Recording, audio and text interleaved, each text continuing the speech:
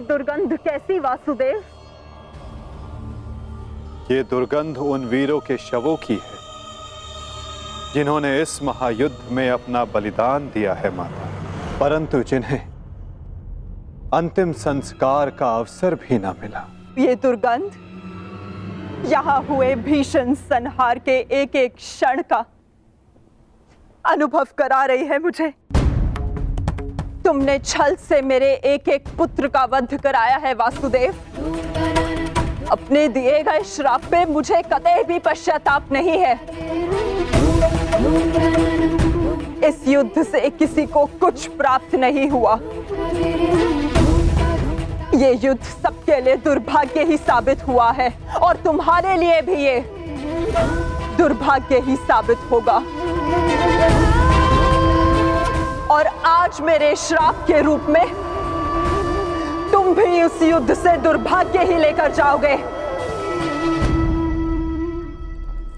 जब आप मुझे अपराधी मान ही चुकी हैं, जब आप मुझे दंड दे ही चुकी हैं, तो आप मेरा कोई स्पष्टीकरण भी स्वीकार नहीं करेंगी माता।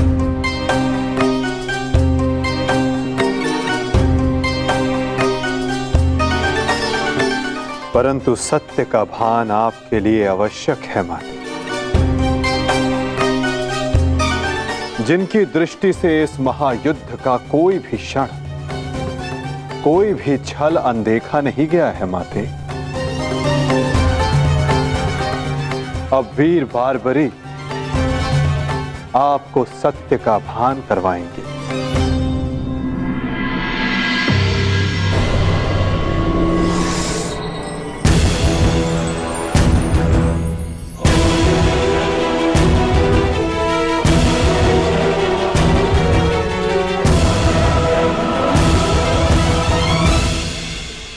अब आपके समक्ष वीर बारबरीक है गांधार पुत्री,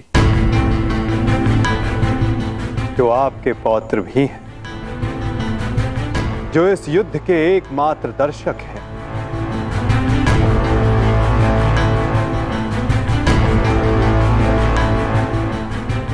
वो बारबरी जिन्होंने अपना शीश दान किया और अमर हो गए।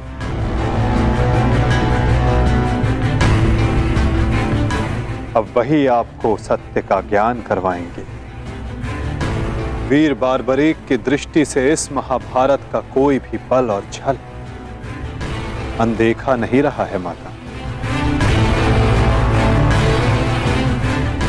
अब बारबरीक आपको सत्य बताएंगे।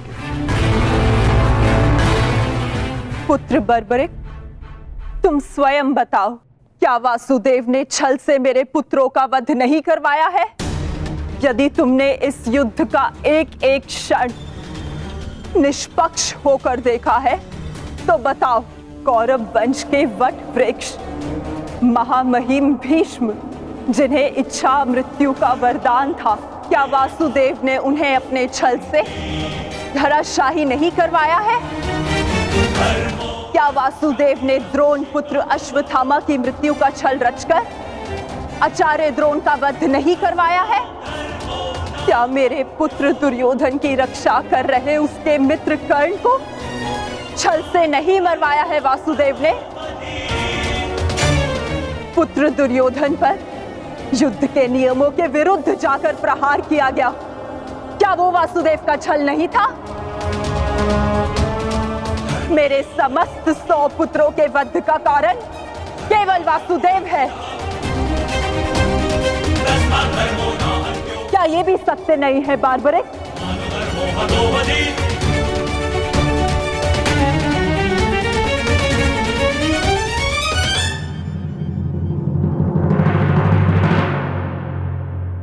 मैं आपसे सहमत हूं माते। ये सब स्वयं वासुदेव ने करवाया।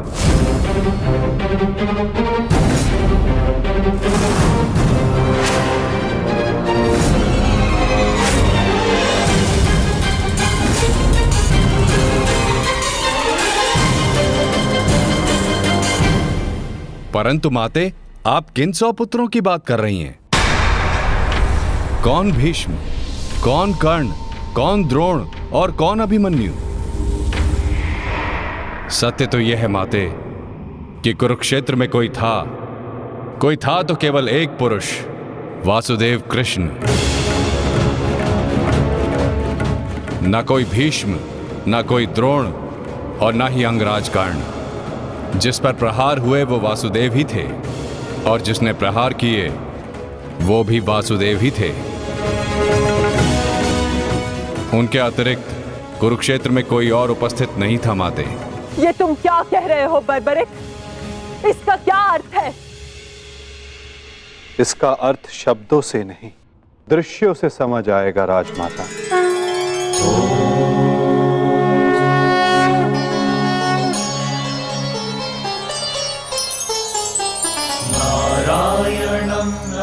इस युद्ध के प्रारंभ से अंत तक हर प्रहार मैंने किया और हर प्रहार मैंने ही सहा।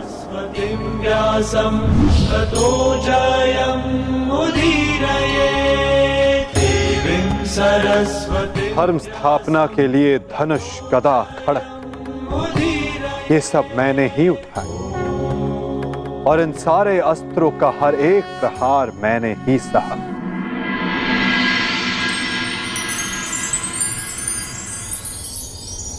बाण चलाने वाला मैं ही था।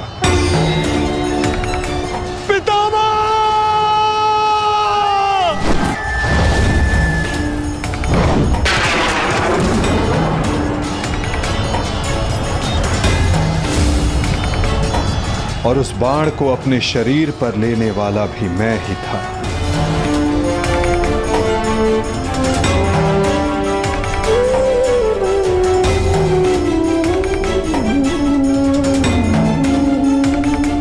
महामहिम भीष्म के रूप में भी मैं ही था और अर्जुन के रूप में भी मैं ही था।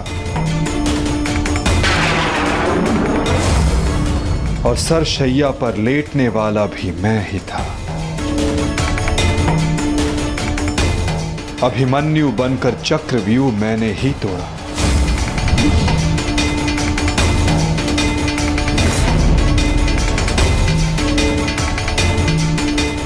वापस आओ अभिमन्यु, लौट आओ, व्यूह में प्रवेश मत करो। विश्वास कीजिए दात्री, मैं इस चक्रव्यूह को तोड़ सकता हूं और यदि मेरा सर कट भी जाए तब भी आपका सर गर्व से उठा रहेगा। और उस दिन मुझे ही घेर कर मारा गया।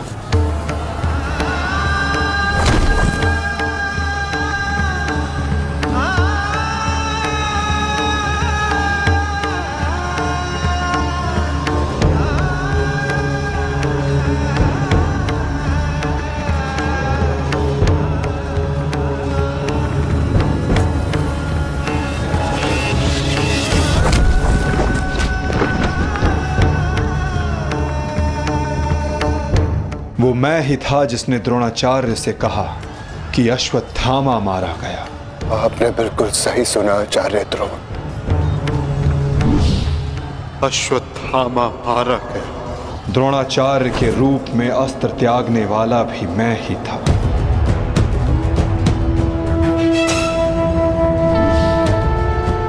परंतु वो एक मनुष्य नहीं, एक हाथी था।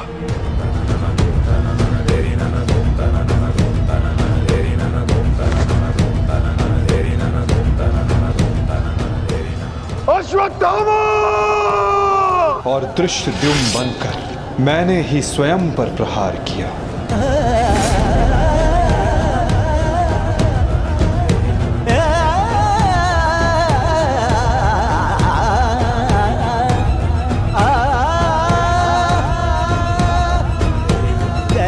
और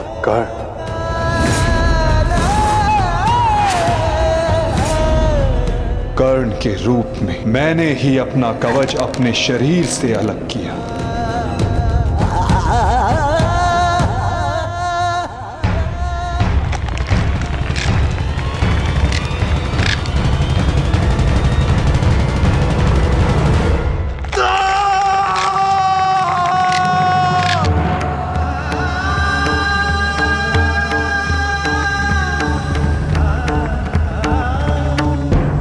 और युद्ध के मध्य में मेरे ही रथ का चक्र धंसा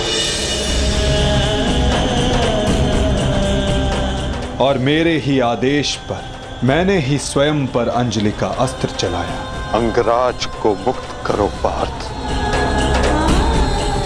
अंजलि का अस्त्र का प्रयोग करो।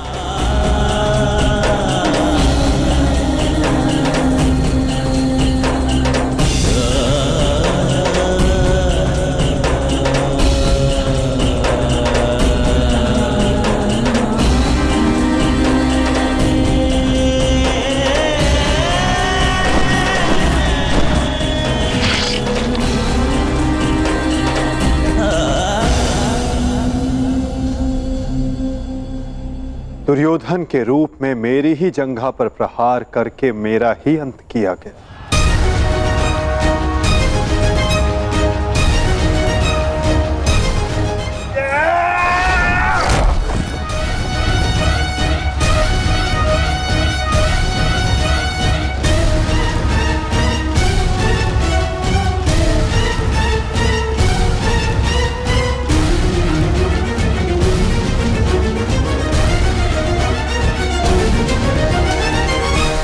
द्रुपद हो या धृष्टद्युम्न, विकोदर भीम हो या अर्जुन, सब में मैं ही था। मैं ही विजयी हुआ और मैं ही पराजित हुआ।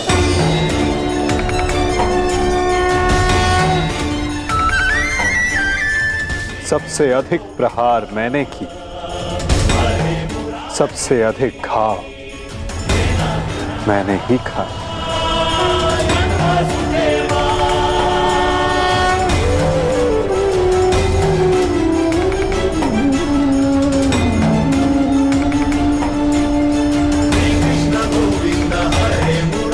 अठारह दिनों के इस महासंहार हर बार मृत्यु मेरी ही हुई। गिरता था जो घायल होकर रणभूमि में वो मैं ही था। अश्वत्थामा के अंगों से रक्त पीप श्वेत बनकर मैं ही युग युगांतर तक भटकूंगा। जीवन मैं तो मृत्यु भी मैं ही।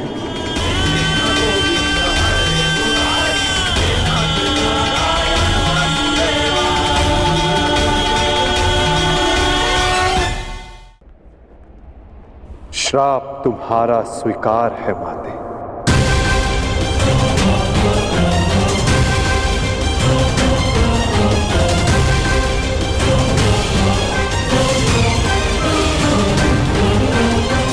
परंतु जब सब आपने किया तो ये माया क्यों मेरे वासुदेव? आप सब एक क्षण में ठीक कर सकते थे, तो फिर ऐसा आपने क्यों नहीं किया? फिर उन प्रतिज्ञाओं का क्या होता माते, जो सबने ली थी? उन अपराधों के दंड का क्या होता, जो सबने किया? उन कष्टों का पुरस्कार क्या होता, जो धर्म ने सहे? उस सीख का क्या होता, जो इस युद्ध में हुए हर मृत्यु से मानव जाति को मिले और जो संसार में प्रलय आने तक उनका मार्गदर्शन करेगी?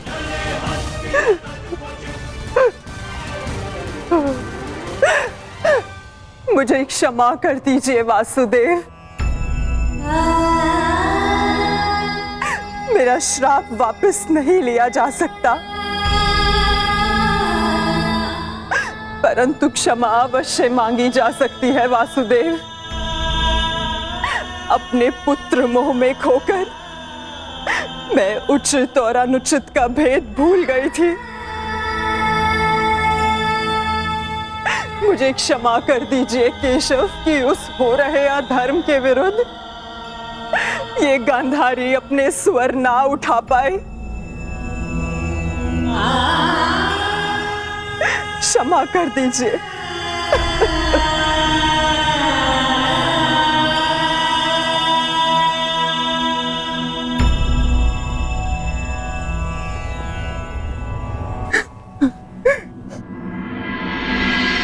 नहीं माते।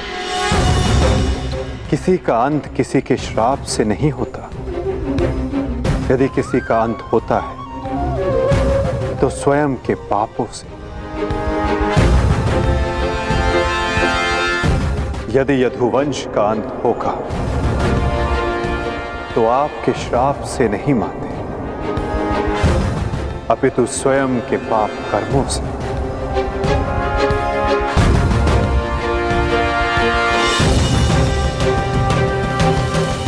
जब जब समाज में अपराध बढ़ेगा, एक महाभारत सामने आएगी। अपने ही अपनों को काटेंगे, कभी कुरुक्षेत्र में तो कभी द्वारका में।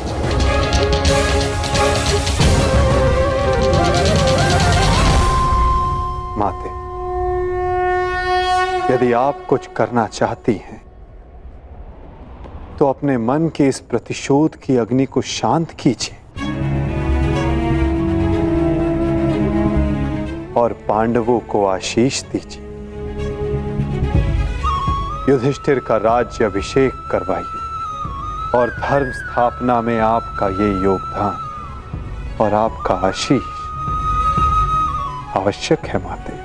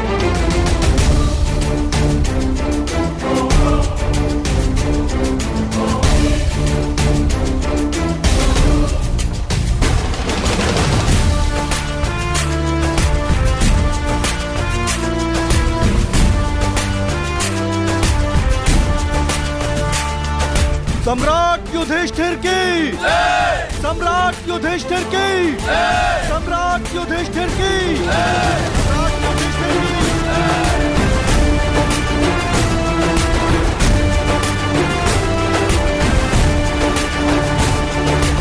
धर्मराज, केवल एक ही वीर था जो परिवर्तन के लिए अंतिम श्वास तक लड़ा। महारथी सूर्य पुत्र कर्ण।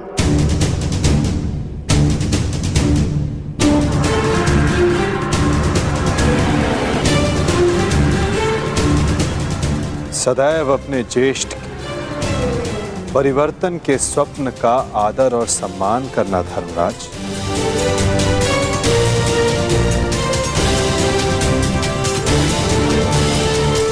सम्राट पद पर स्थापना के पश्चात मैं पहली घोषणा करता हूं, हस्तिनापुर में अब जन्म निर्धारित व्यवस्था का अंत किया जाता है। वर्ण व्यवस्था रहेगी, परंतु वो कर्म के आधार पर आधारित होगी।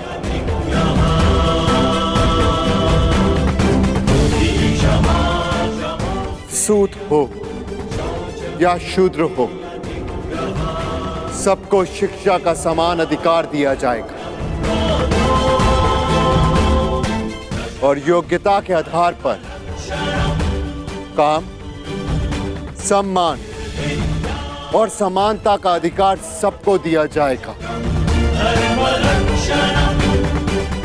यही धर्म स्थापना की नींव है और यही परिवर्तन का प्रारंभ। सम्राट युधिष्ठिर की, सम्राट युधिष्ठिर की, सम्राट युधिष्ठिर की, सम्राट युधिष्ठिर की। मुझे विश्वास है कि मेरे पश्चात परिवर्तन का अध्याय प्रारंभ होगा।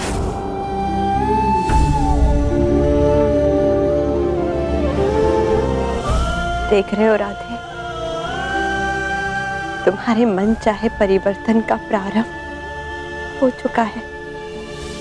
महाभारत के इस महायुद्ध में 18 अश्वनी सेना और बहुत से महारथियों ने अपने प्राणों का त्याग किया है। मैं उन वीरों के परिवारों को नमन करता हूं।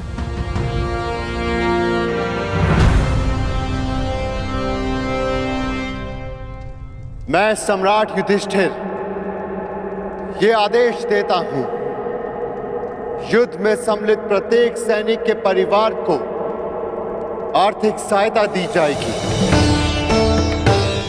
उनके बालकों को शिक्षा, उनके आश्रितों के लिए भरण पोषण की व्यवस्था अब सम्राट का उत्तरदायित्व है। सम्राट युधिष्ठिर की, सम्राट युधिष्ठिर की, सम्राट युधिष्ठिर की, सम्राट युधिष्ठिर की। और भ्राता कर्ण, मुझे विश्वास है कि मैं संसार में सदा राधे कर्ण के नाम से ही जाना चाहूंगा। राधे कर्ण के द्वारा सुझाए गए प्रतिरूप के आधार पर राज्य में समानता की एक नई व्यवस्था विकसित की जाएगी।